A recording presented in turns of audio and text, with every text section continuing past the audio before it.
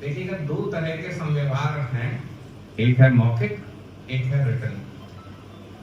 प्रवीण जी ने अपने उद्बोधन में कहा था जब जबान की वैल्यू कम होती जा रही तो हमको एक ऐसी वैक्सीन इजाद करनी पड़ेगी जिसकी वैल्यू हो सके और जिसकी स्वीकारोक्ति हो सके। अभी तक जो मौखिक रूप से होता रहा था, अब वो मौखिक रूप से होते रहना, और जब समस्या आएगी तो आपके उस मौखिक संव्यवहार को कोर्ट में स्वीकृति दिलाया जाना बहुत मुश्किल होगा। ये बात आप अपने व्यापारिक संव्यवहार में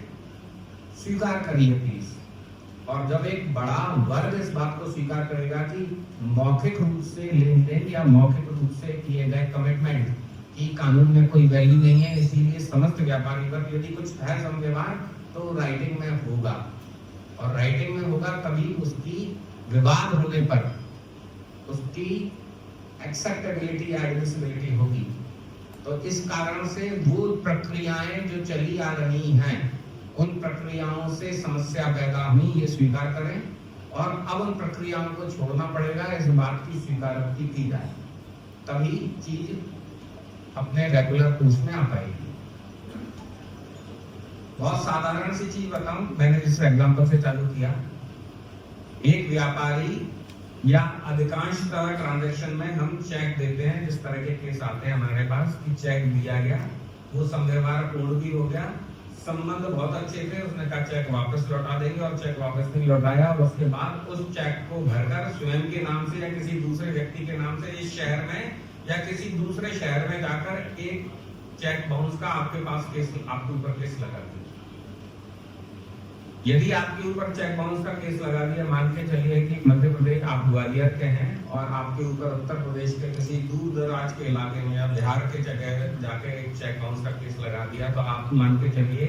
कि आप किसी भी कीमत पर उसकी कंप्रोमाइज पर उतरेंगे और उसकी शर्तों का पालन करेंगे। ऐसा बहुत देखा गया है। आज अधिकांश बातें हम लोग डिफेंस पे करेंगे कि ये तो चेक हमारा जब बाउंस होता है, पर जब हम चेक देते हैं और इस प्रकार के केस लग रहे हैं तो क्या? यदि हम ब्लैंक चेक दे रहे हैं तो ब्लैंक चेक चेक की कैटेगरी में नहीं आता है, वो सिर्फ एक इंस्ट्रूमेंट है जो सिक्योरिटी की कैटेगरी में आता है। यदि आपके किसी भी संव्यवहार में ये उल्लेख है कि इस ट्रांजैक्शन के पेटे ये चेक जारी किया गया है, जिसमें जिस व्यक्ति को चेक दिया गया है उसको यह लिबर्टी है कि वह इसमें हमारे से पूछकर उसमें चेक की डेट भर ले, नाम भर ले, और उसके बाद हमें नोटिस देने के बाद उसको आदरण भी लगाए, तभी वो चेक वैलिड होगा। जो बात मैंने बोली ये सर्वोच्च न्यायालय का न्याय दृष्टांत है। इस बात को सेटल किया जा चुका है कि सिक्योरिटी के रूप में दिए गए चेक चेक की कैटेगरी में नहीं आते हैं। यदि आप चेक दे रहे हैं, अनडेटेड चेक है, this is only a security, परंतु आपके पास इसका प्रमाण होना चाहिए कि आपके द्वारा एक लगाए 10 के चेक राशि इतनी भर के इस व्यक्ति को बिना नाम के ही दिए गए। अब इस सब संव्यवहार के बाद जब वो व्यक्ति, मान के चलिए आपने नाम भी नहीं भरा, और यदि वो व्यक्ति उस चेक को किसी तीसरे व्यक्ति को हैंडओवर करके चौथी जगह केस लगाता है, तब आपके पास ये दस्तावेज होगा कि जिस व्यक्ति के द्वारा ये चेक का केस लगाया गया है वह व्यक्ति इस चेक का होल्डर नहीं हो सकता, क्योंकि मेरा और उस व्यक्ति का कोई ट्रांजैक्शन नहीं है, तो वो कौन सी राशि मुझसे वसूल रहा है। और यदि वो व्यक्ति इस प्रकार का कोई केस लगाता है और आपके पास नोटिस भी प्रेषित करता है, तो आपके पास ये डिफेंस होगा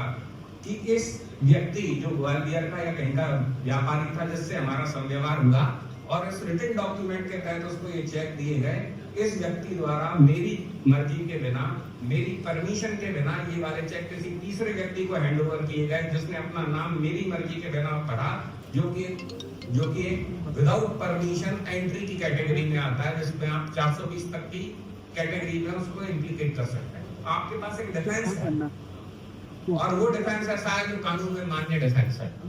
उस कानून के मान्य डिफेंस को आप तभी पुट कर सकते हैं जब आपके पास एक दस्तावेज होगा कि ये चेक मैंने आपको अनडेटेड दिए हैं, इतनी राशि भर के दिए हैं और इस संव्यवहार के पेटे दिए हैं। और यदि वो संव्यवहार पूरा हो गया है तो वो चेक ऑटोमेटिकली लायबिलिटी को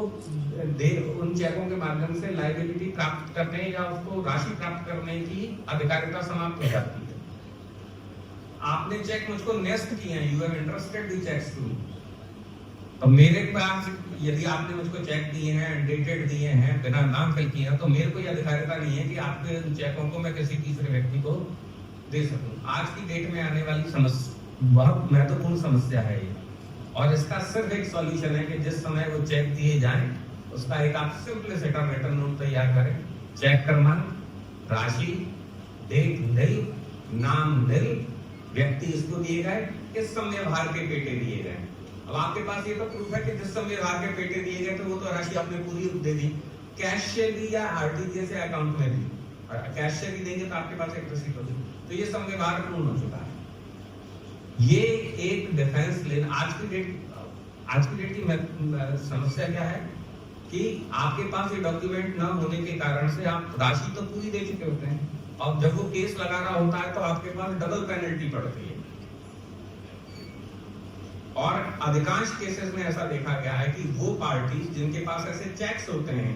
वो यदि कुछ फाइनेंशियल कंस्ट्रेंट में होती हैं तो वो कुछ भी कर गुजरने को तैयार होती हैं। वो व्यापारिक वर्ग की समझाइश, सामाजिक समझाइश या व्यक्तिगत संबंधों को ताक में रखकर उस माध्यम से आपको प्रेशराइज करके राशि प्राप्त करना चाहती हैं, अपना घाटा पूरा करना चाहती हैं। और ऐसे में ये तीनों चीज जो आज तक की प्रक्रिया में चलती रही थी, तीनों फेल होती हैं। व्यापारिक संबंध की समझाइश, सामाजिक रिश्ते और व्यक्तिगत रिश्ते, ये तीनों फील्ड हुए हैं। ये आप लोगों ने अपने स्वयं में या अदरवाइज आपने फील किया होगा। तो सबसे महत्वपूर्ण आवश्यकता इस चीज की है कि आप जो कर रहे हैं उसकी रिटर्न नोट, आप जो बोल रहे हैं उसका रिटर्न नोट क्या है आपके पास। और ये कहने को मैं बिल्कुल अच्छा नहीं मानता हूं। मैं पिछली भी कार्यशालाओं में बोल चुका हूं कि साहब हमारे उसके बहुत अच्छे संबंध थे, इसीलिए हमने कुछ लिखवाना उचित नहीं समझा। आपके और उसके बहुत अच्छे संबंध थे और दोनों के मन में कोई बदयांती नहीं थी, तो उसको लिखने में कोई आपत्ति नहीं होनी चाहिए और उसको आपको लिखवाने में कोई आपत्ति नहीं होनी चाहिए, क्योंकि लिखने लिखाने से संबंधों में कोई फर्क नहीं पड़ना चाहिए यदि वास्तव में संबंध अच्छे हैं। तो ऐसा संबंध जो चेक की प्राप्ति, मैं आपको चेक दूं और उसकी कहूं कोई प्राप्ति दे दो, इससे मेरे द्वारा ये प्राप्ति मांगने से संबंध कल बिगड़ रहा हो तो आज बिगड़े। क्योंकि यदि मैं प्राप्ति देने से इनकार कर रहा हूं तो समझ जाइएगा कि आपके लिए एक कहानी की शुरुआत हो चुकी है, पहला किरदार लिखा जा चुका है। क्योंकि आप मुझको चेक दे रहे हो, ब्लैंक चेक दे रहे हो, तो मैं प्राप्ति क्यों नहीं देगा। इस प्रकार के प्रिकॉशंस लेना बहुत आवश्यक है।